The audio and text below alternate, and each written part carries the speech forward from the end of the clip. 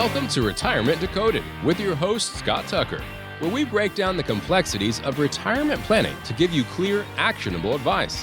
Whether you're just starting out or getting ready to retire, Scott's here to help you make informed decisions and secure your financial future. Tune in each week as we simplify the process and decode the path to a stress-free retirement. Now, here's your host, Scott Tucker. Well, welcome back to the podcast, Retirement Decoded with Scott Tucker. I'm your host, Scott Tucker. Today on the podcast, we have myself, Scott Tucker, and Associate Advisor Max Wren. Say hello, Max Wren. Hello, Max Wren. And Max Wren, we're, of course, we're broadcasting the podcast, so to speak, from the belly of the beast, Chicago, Illinois. We're on Higgins Road, first floor of the Valspar or McNally building near O'Hare Airport inside the city limits. And Max, across the street, across Higgins Road, is Park Ridge, Illinois. It is. Good old Park Ridge. Yeah. So we have clients all around Chicagoland. We have clients in Wisconsin and Florida and Texas and all sorts of places. So wherever you are, I think we have one of our clients is moving back to California. Max, going back to Cali.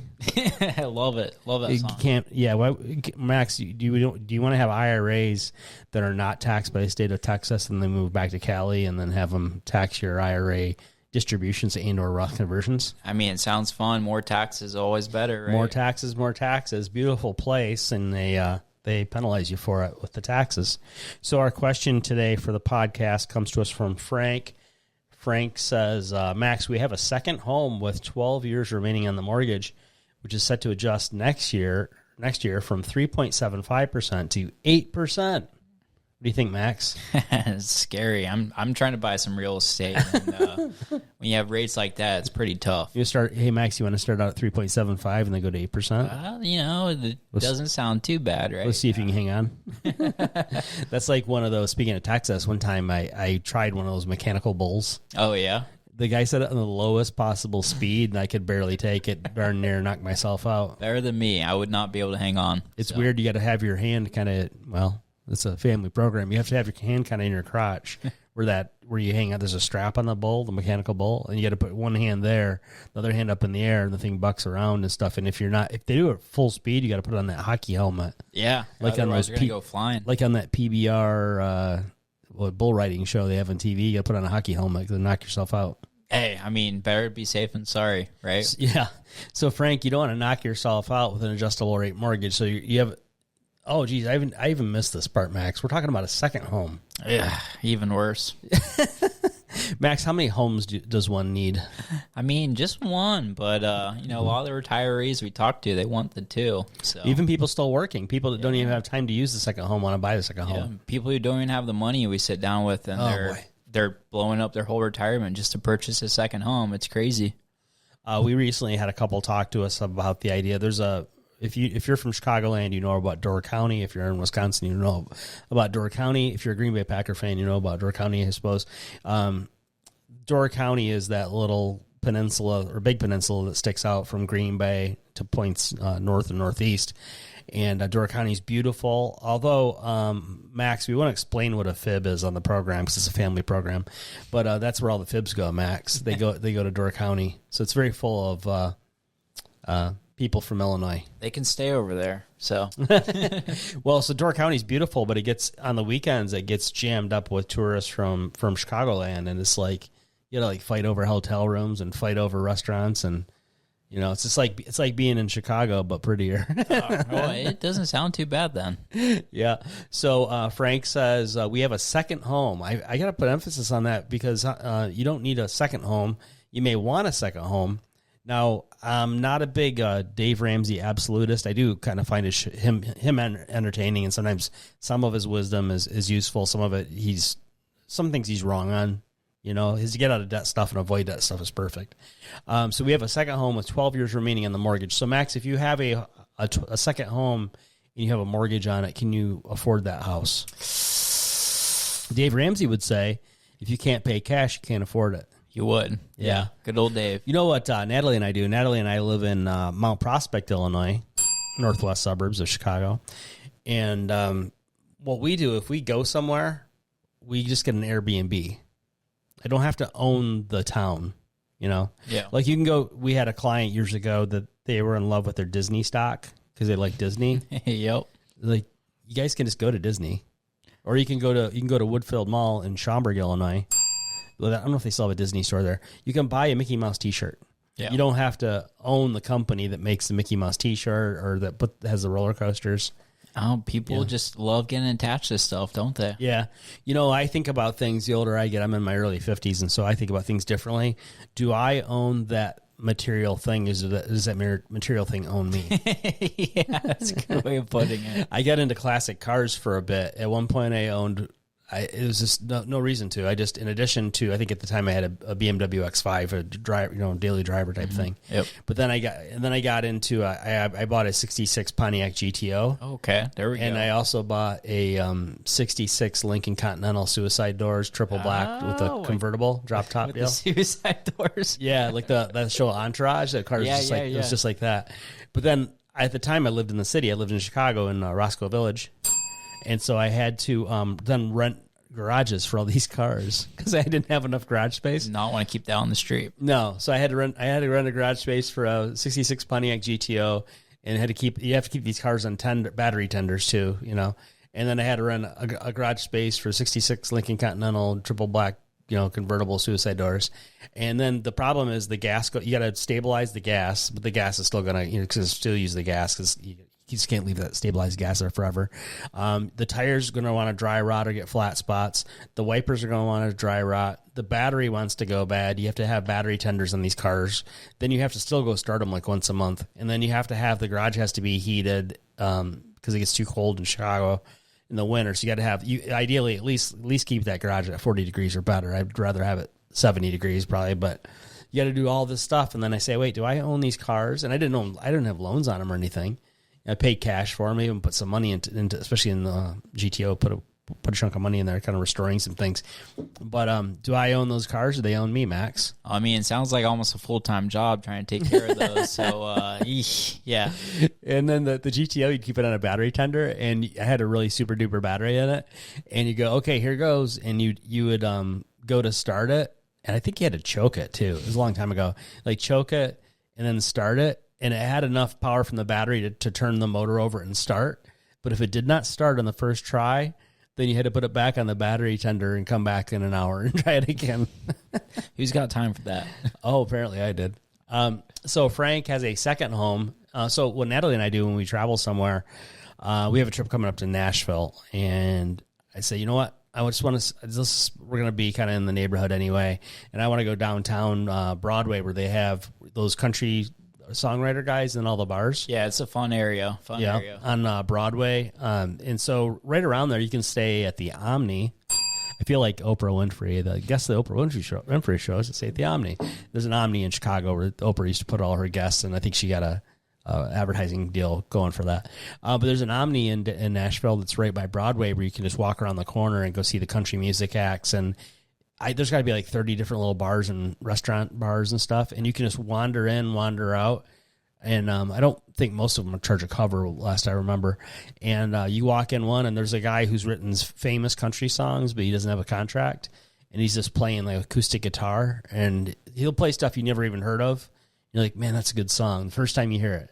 Yeah, Nashville's a great town. I love it. I mean, one of my favorite things is live music. So that's one of the best places for it. So it's like you're getting a free concert in every place you go. So you go in the one place, and Natalie doesn't she doesn't usually drink, but I'll go in one place. I'll say, oh yeah, get me I don't know, Miller Lite, something wimpy, right? And then they you could buy something, and they'll get her a water and overtip the bartender or something like that. And then you're just sitting there watching this songwriter guy play, and like, man, that's good. But you're like, but there's like 29 more places we got to see. So you go to the next place. Pace yourself. You go to the next place. Give me an O'Doul's. Yeah, give me a club soda. Like overtip the bartender because they're not making any money off you. And you got to pace yourself. But there's so many places you can't go to them all. But you might go to 3 or 4 places, and you're just blown away that all that talent is not contracted. It's uncontracted. They don't have the.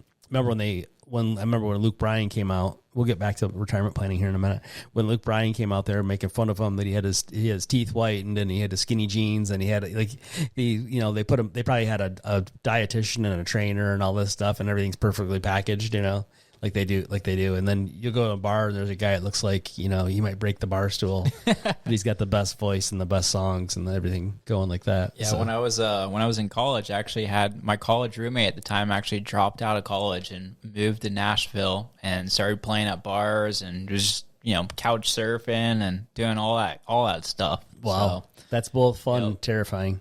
Yeah, more terrifying. It's than exciting. fun. Yeah. So that's exciting. You know, so they say, how's life treating you? I say, unbelievable, because it covers it any which way. So Frank has a second home. So what I was saying, when we go somewhere, we don't need to I don't need to go buy a condo in Nashville, right? I go on Airbnb. And I rent. It's in the middle of a trip we're doing, so we want to be able. It's not a super long trip, like 4 or 5 day trip, but in the middle we're going to be in Nashville in an Airbnb. And I said, okay, let's make sure it has. Let's make sure it has air conditioning if it gets hot. It's got, of course, heating if it gets cold, but and make sure it has like Wi-Fi, and then they call it dedicated workspace, a place where I can set a MacBook or whatever and do a little work if I need to for a minute, even though I'm not supposed to be working on a little trip like that.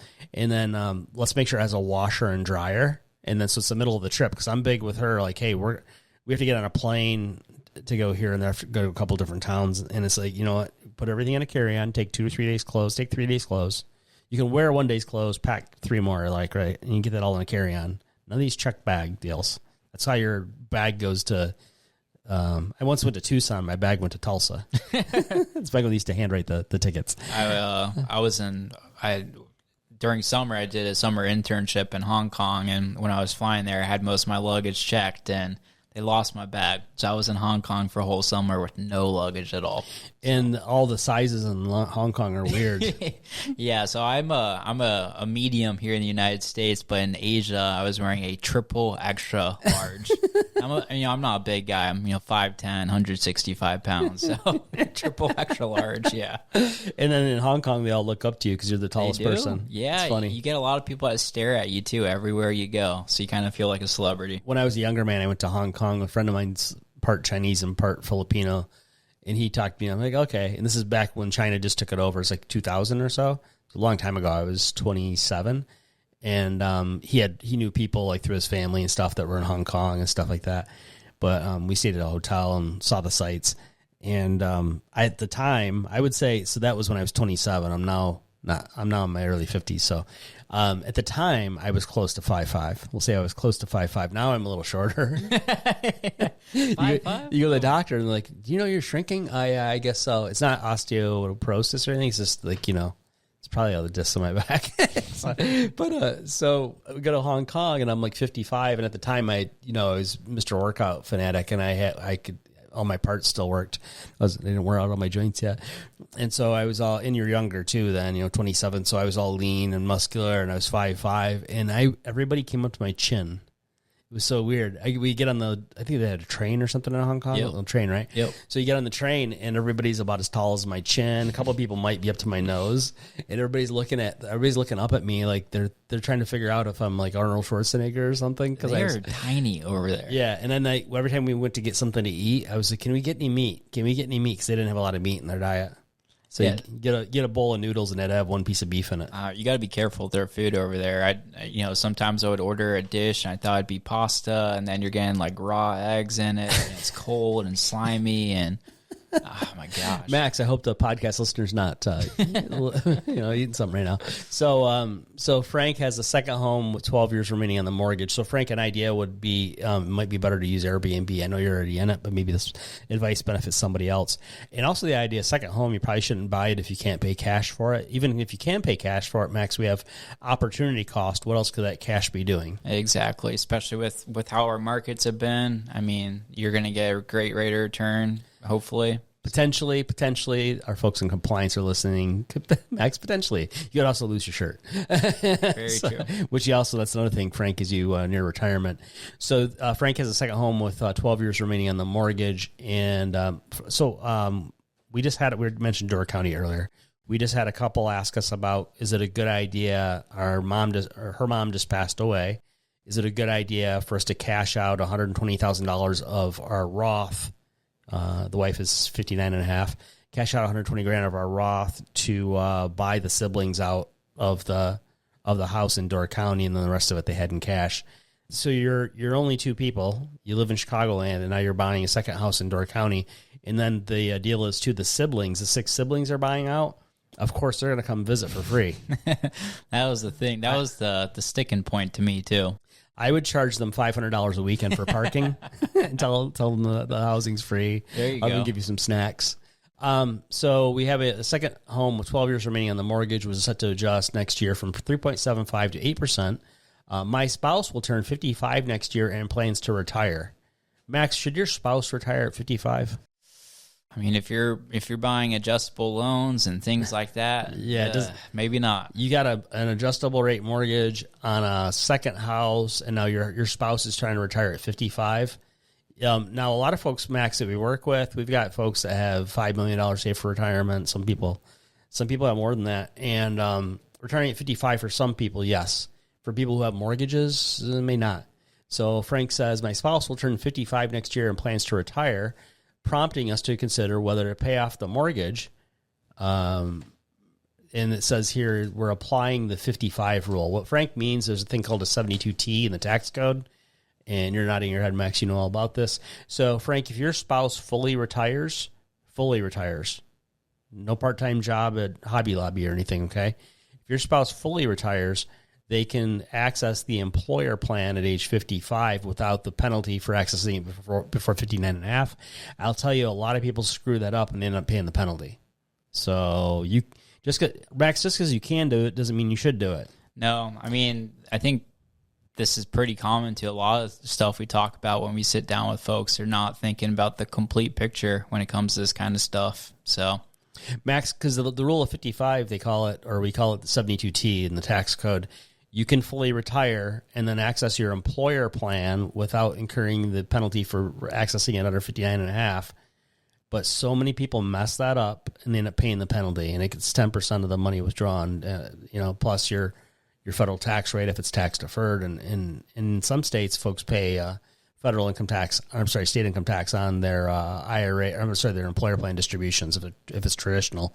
Like our friends north of the Cheddar Curtain in Door County, our friends north of the Cheddar Curtain in Wisconsin that root for the wrong football team.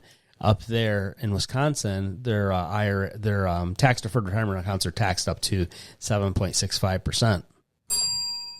Think about that, Max. Yeah, it's pretty high. When I was living near Portland, I think theirs gets up close to 10%, so it could be worse. But in Oregon, yeah, I think it's like 9.6 or something. They like it when you say Oregon. They don't like it when you say Oregon. Yeah, right? That is true. Yeah, Oregon. Those are fighting words if you say it like that. They say, "Oh, nice place you have here in Oregon." You'll be like, "Where are you from?" You're gonna get your butt kicked. So Frank says this raises the classic debate between psychological benefits and opportunity costs. So Max, I do agree with Dave Ramsey when he says there's a psychological benefit of having your debts cleared. Yeah. And then Frank says this raises the classic debate between psychological benefits, of course, for having the paid off mortgage, and opportunity costs, of course, of having the money doing something else. Frank continues, he says, ordinarily, I would advise against tapping into our 401k. Our 401k? Max, is it our 401k? No, just one person's, right? Right, it's one person. So a 401k is an employer plan. It's 401k in the tax code, and it belongs to one employee. Now, Frank, you may have some spousal rights, but just keep in mind, Frank, cheaper to keep her. He didn't say he's married to a woman or not. And Frank, we do help same-sex couples, so either which way, not a problem for us. Ordinarily, I would advise, this is Frank talking. Ordinarily, I would advise against tapping into I'm going to say your spouse's 401k, but given the impending rate adjustment next year, going to from 3.75% to 8%, is it prudent to reconsider this approach? Frank's not going to like us no matter what we do. No. We don't like the second house. You can only be in one place at one time. Yep. So like Natalie and I have gone in, 1 year after the next. We've gone to Scottsdale and then come back to Chicago and then go back to Scottsdale. We don't need to own a place in Scottsdale if we're going to be there for a week once a year. No. Right? Like some people go, I don't do this, but some people want to go see the Cubs or the White Sox. Nowadays, nobody wants to see the White Sox, but some people want to see the Cubs in spring training. And so they'll go, and I believe the Cubs spring training is still in Phoenix area, right? In Scottsdale or thereabouts. Yeah. right near Scottsdale. So some people will go out there and fall in love with spring training, and then they'll go like, I just can't be out here. I think you can be out there for a month for spring training, something like that. Right. Yep. Well, you might be better to rent it. It sounds crazy to a lot of people because it's new age thinking. It's weird and wild. You might be better to do an Airbnb condo in Scottsdale for 1 month and maybe rent a car, maybe not rent a car, maybe just take Ubers or whatever. Especially if you're going to go to the ballpark, have some brewskis. Just take an Uber. It's cheaper to stay out of jail.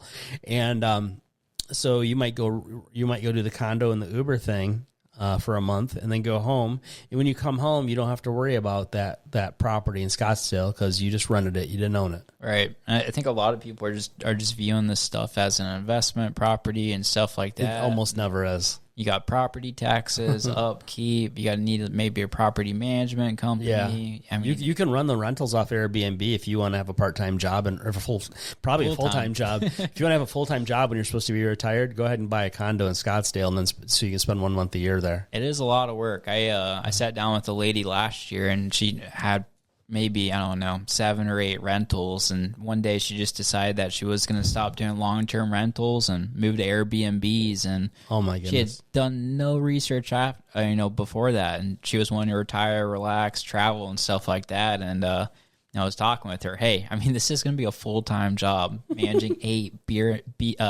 Airbnbs. Probably the average is like a 2-night stay. Exactly. Right. So you're just constantly turning this over, and you got Constantly. cleaning people and maintenance people, and somebody broke a vase, and Yeah, I got to manage a property management company. Yep. So wow, it's like you might as well buy a property management company. And so I don't know, it's just weird. So Frank says we have a second home with 12 years remaining on the mortgage. It's going to adjust from 3.75 to 8%. Spouse is turning 55 next year, wants to retire. That might be if you had this thing paid off, that might be an indication that you guys have a lot of money saved and your spouse could retire at 55. Max, a lot of times when you're 55, you may be making the best money you've ever made. exactly. For a lot of folks. Yep. Why cut that short? And it's real tough if you do retire then. It is really hard to get back into the workforce. I'll tell you what. It's hard to unfire your boss. Yes. Yep. Hey, I didn't mean that. I want to go back. My spouse will turn 55 next year and plans to retire, prompting us to consider whether to pay off the mortgage, applying the 55 rule. This raises the classic debate between psychological benefits and opportunity costs. Ordinarily, I advise against lumping. This is Frank. Ordinarily, I would advise against tapping into his spouse 401k, but given the impending rate adjustment, is it prudent to reconsider this approach? So, Max, there's the other one. It sounds like I'm reading through the tea leaves, and I can't ask Frank because he just wrote into the podcast. But let's say Frank's spouse has a $500,000 traditional 401k. Mm-hmm. So say we need to pay off that adjustable rate mortgage. Maybe we got to take $250 out of there and knock out the rest of the mortgage on the second house. Yep. How much? Say it's usually for most folks of this age, upper end Gen X, and maybe baby boomer. Most folks have most of their money saved tax deferred in that employer plan. Let's say Frank's spouse has $500,000 traditional 401k. They take $250 out to pay off the second house. How much of that $250,000 is federally taxable? It's going to be a lot of it. And Well, all of it. exactly. All of it. And then it's going to, impact other things like, maybe if they're drawing Social Security, that's going to get taxed higher. Their Medicare is going to go higher. Oh, yeah. Yep. So and Frank didn't tell us what state they are in. So say the $250 comes out of the IRA. And you're kind of right, though, or the traditional 401k. Let's say this traditional 401k. Yeah, all of it's federally taxable. Now, there is a standard deduction. So I get that.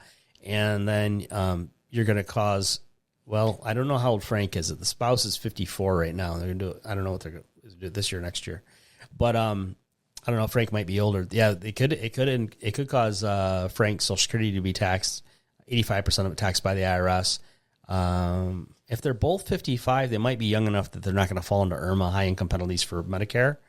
But I don't know how old Frank is. A lot of times, how many times, and we see this both with opposite sex couples and same sex couples.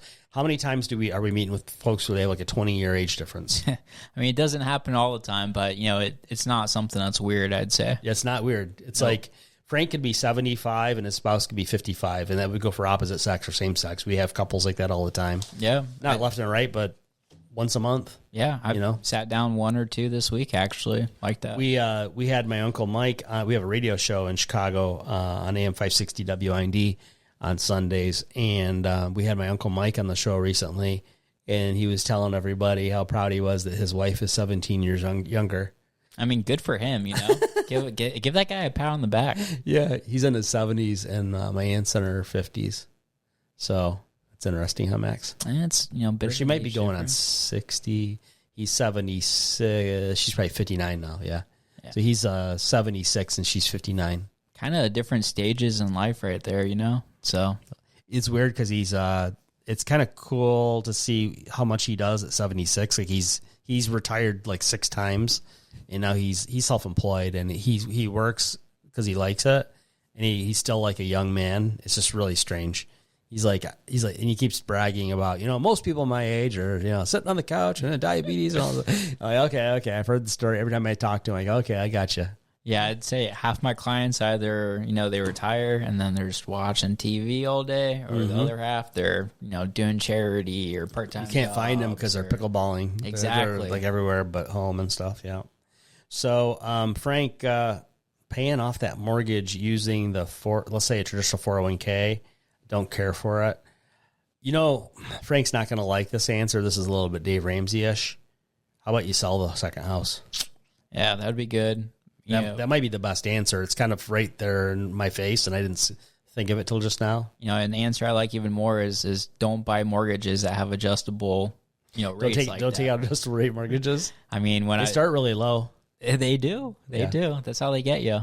Well, yeah, Frank. So here's the answer you really don't like is sell the second house. You're going to probably walk away with some cash, it sounds like, potentially. And do not tap into, say, a traditional 401k to pay off a mortgage. The tax ramifications are pretty huge. Also, consider having your spouse work past age 55. There's a idea. Yeah, especially if they're liking working still and their coworkers aren't driving them crazy. Or just have them do something. Right. I know this kills your age 55, 72T.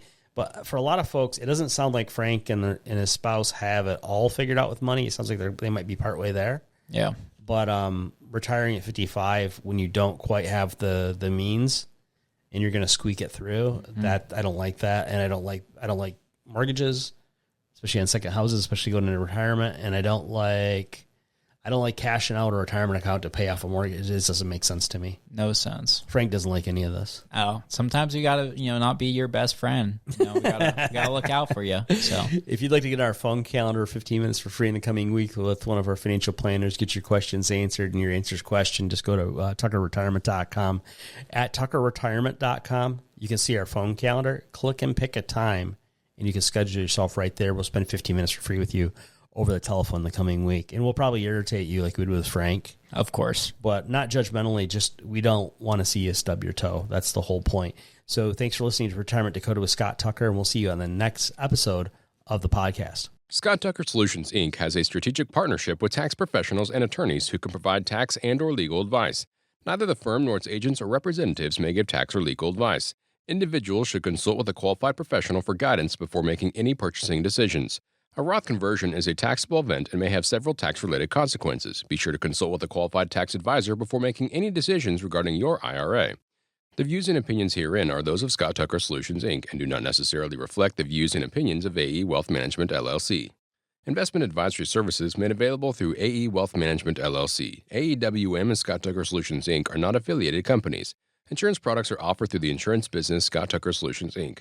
Scott Tucker Solutions, Inc. is an investment advisory practice that offers products and services through AE Wealth Management, LLC, a registered investment advisor. AEWM does not offer insurance products. The insurance products offered by Scott Tucker Solutions, Inc. are not subject to investment advisory requirements. Investing involves risk, including the potential loss of principal. Any references to protection, safety, or lifetime income generally refer to fixed insurance products, never securities or investments. Insurance guarantees are backed by the financial strength and claims-paying ability of the issuing carrier. This podcast is intended for informational purposes only. It is not intended to be used as the sole basis for financial decisions, nor should it be construed as advice designed to meet the particular needs of an individual's situation.